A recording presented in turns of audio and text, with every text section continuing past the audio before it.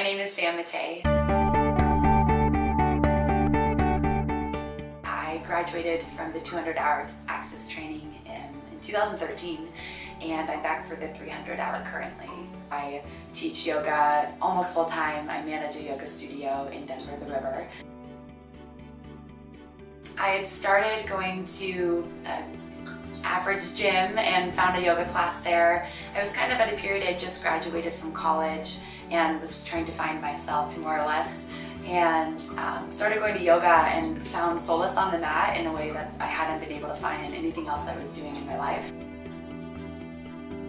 When I graduated in 2013, I started just by teaching friends yoga in the park. We'd do like happy hours with wine or beer or whatever in Wash Park. I started teaching traditional classes too, and then started teaching kids classes and realized that I really love being a teacher that teaches to a wide array of people.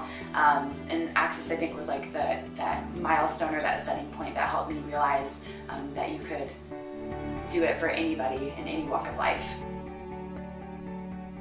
Along the way, the very tail end of Access Yoga, I'd met this woman named Katie who introduced me to adaptive yoga, which is yoga for people with disabilities. And I'd been working with people with disabilities for over a decade prior to that and realized I could combine the two. Having yoga and people with disabilities together was been one of my biggest passions since then. Sometimes it feels really diluted, like looking for a yoga training, because there's so many and you feel like, well, if I'm just one more person pumped out of this training, like is it really going to make a difference? Am I going to really make a difference?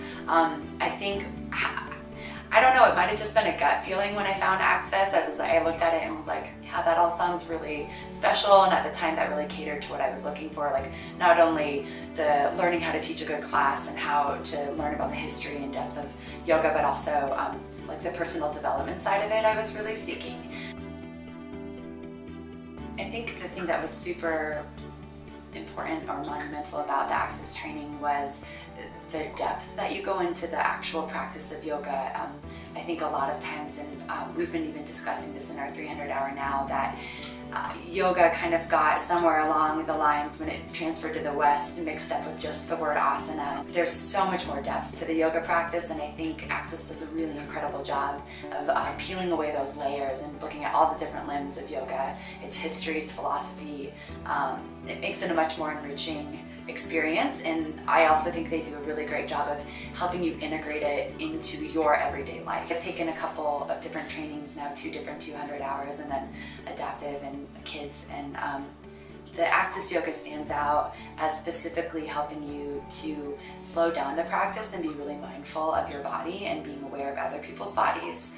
And I think that training also does a great job of, again, integrating other parts of the depth of yoga, the different aspects of yoga other than just the asana.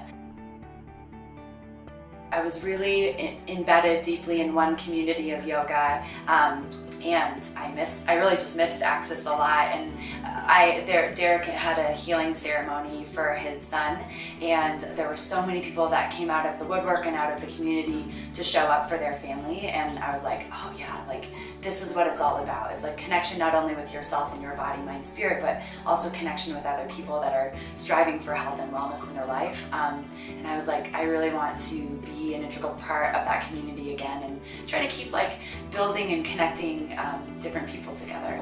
That's kind of one of my missions, is hopefully to keep bringing yoga to people that might not otherwise access it. Making it accessible to people that might not otherwise show up on their mat is super important.